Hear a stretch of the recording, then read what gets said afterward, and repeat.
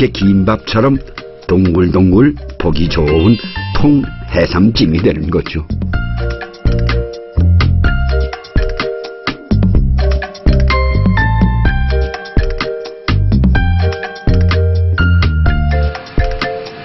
싱싱한 해산물이라고 해서 상에 그대로 올리는 법은 결코 없습니다.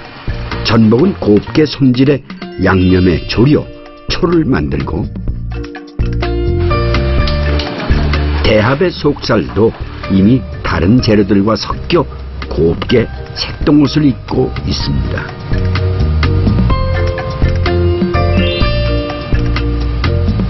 도미 역시 살을 떠서 그 속에 다른 재료를 채워 특별한 맛을 더합니다.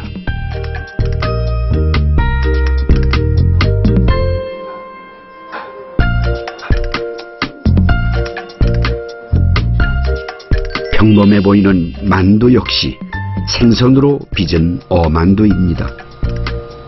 생선살을 얇게 포떠 만두피를 만들고,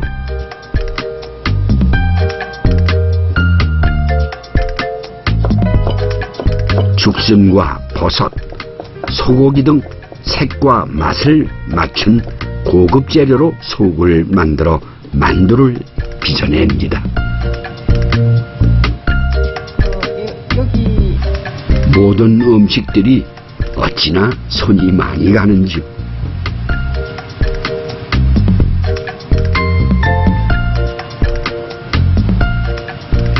이렇게 한 상 차려내려면 며칠이 걸려도 모자랄 것 같습니다.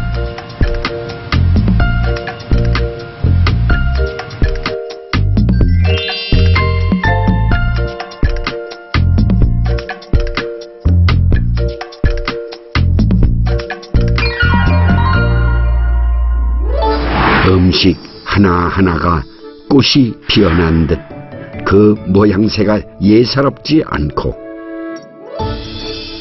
들어가는 정성이며 재료며 마치 임금님의 수라상에 기얹을 만큼 화려하고 고급스럽습니다. 아닌 게 아니라 이 음식들은 외국에 사신이 오거나 나라에 큰 행사가 있을 때 펼쳐졌던 궁중의 연회상에 올랐던 음식들과 아주 많이 닮아 있습니다.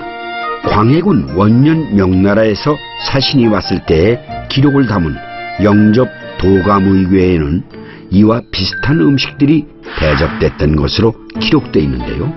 여기에 나온 음식 먹는 법이 아주 흥미롭습니다. 술 한 잔 먹을 때마다 다른 음식을 먹는 것이죠. 술 첫 잔에는 국수와 생선전 또는 김치를 먹고, 두 번째 잔에는 생선탕과 고기적을 먹습니다.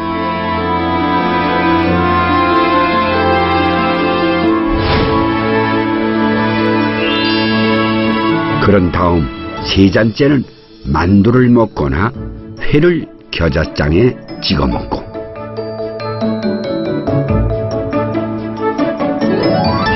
네 번째 잔에는 전복탕이나 떡국, 전병을,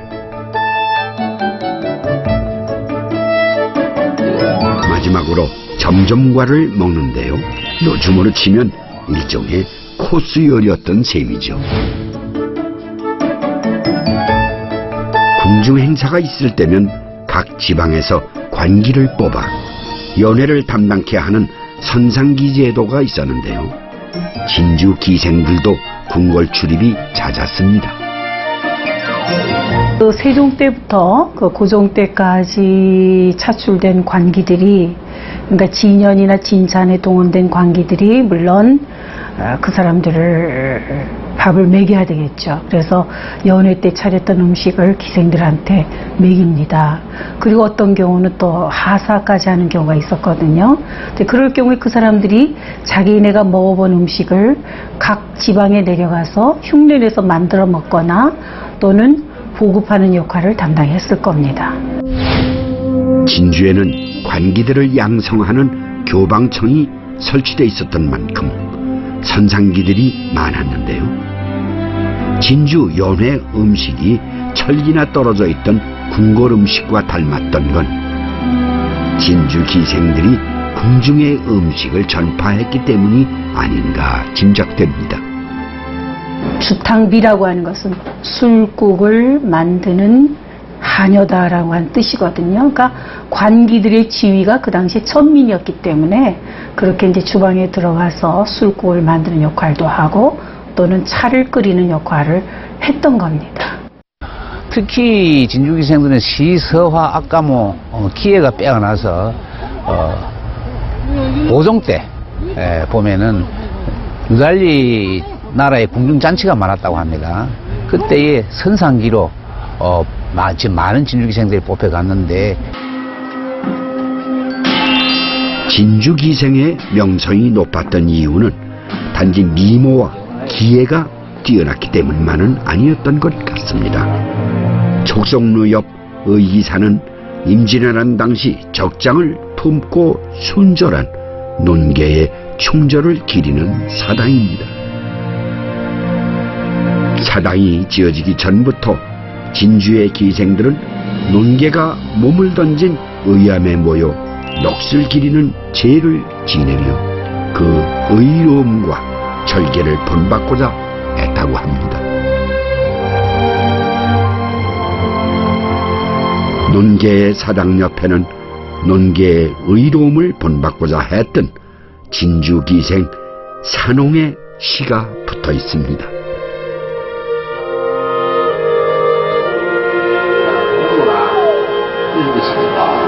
천추분진이, 그러면 천추분진이 진주의 의로움은 천추의 저물같이 흐르고 할 일 없이 세월만 보내는 것이 부끄러워. 그저 가고 한마누라 피리 불고 북치면서 땀 흘리고 놀 뿐일세. 농계는 어려운 시절에 자기 몸을 던져 외장을 껴안고 강물에 뛰어들물에 해서 던짐으로 해서 천추의 이름을 남겼지만은 이 어려운 나라가 어려운 시절에 아무 할 일 없이 그냥 노는 것이 참으로 부끄럽다 하는 자타는 시. 논계와 함께 진주의 의기로 꼽히는 산홍은 어떤 인물이었을까요? 조선 팔도의 대표적인 미인들을 그린 팔도 미인도에 등장하는 산홍은 둥근 얼굴에 반듯한 이마를 가진 전형적인 미인이었습니다. 구한말 시문과 기회가 뛰어난 명기로 이름이 높았다고 하는데요. 당시 친일파였던 세도가 한 사람이 천금을 주고 산홍을 첩으로 삼으려 했습니다. 그러나 산홍은 이를 이런지하에 거절하며 오히려 친일 행각을 하던 그를 크게 꾸짖었다고 합니다.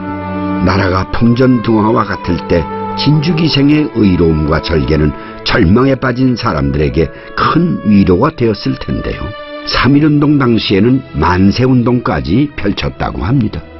1919년 3월 18일 아주 빠른 시일입니다. 그때 3월 18일 날 진주기생들이 일어나서 일제가 들어오면 해서 우리가 피폐해진다, 우리의 살 길을 잃어진다, 우리조차도 우리의 혼이 사라진다, 이렇게 해서 기생들이 만세운동을 전개했는데, 그날 만세운동 주동자 7명이 진주경찰서에 붙잡혀 갔습니다.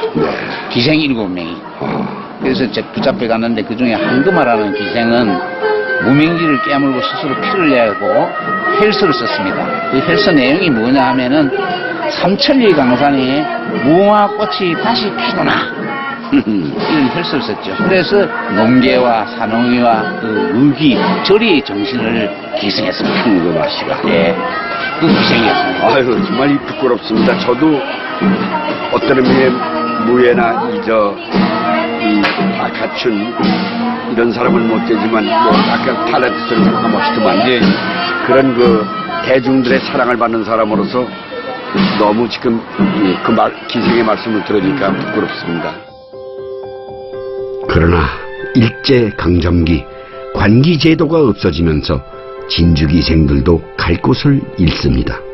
새로운 문화를 개방적으로 받아들였던 그들은 자신들이 가진 재주를 살려 활발한 연애 활동을 펼쳤고 우리의 풍류와 문화를 이어나갔습니다.